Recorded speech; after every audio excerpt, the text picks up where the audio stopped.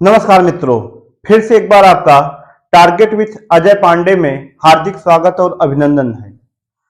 आज हम एक छोटा सा टॉपिक है जिसका नाम है भास्मिक मूलक, जिसको हम भास्मिक मूलक अथवा बेसिक रेडिकल्स भी कहते हैं, और एक है अम्लीय मूलक या एसिडिक रेडिकल्स। तो भास्मिक मूलक क्या होता है, अम्लीय मूलक क्या होता है, इसे हम समझने का प्रयास करेंगे इस छोटे से वीडियो में। देखिए, इसके पहले हम थोड़ा सा समझते हैं लवण क्या होता है।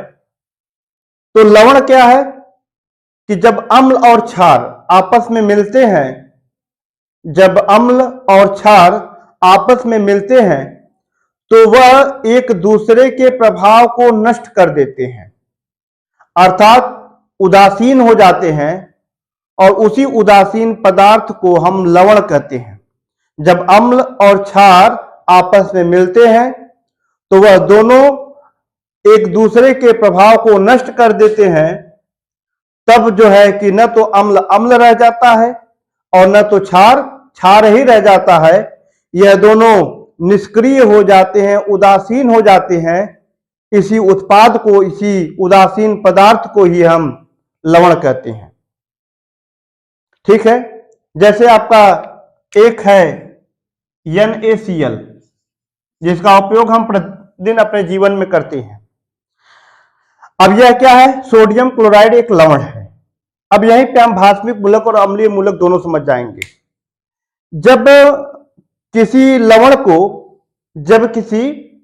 को जल में घोला जाता है, ध्यान से सुनिएगा, जब किसी लवण को जल में घोला जाता है तो वह अपने आयनों में टूट जाता है। जब किसी लवण को हम जल में घोलते हैं तो वह अपने आयनों में टूट जाता है। यहां पे Na+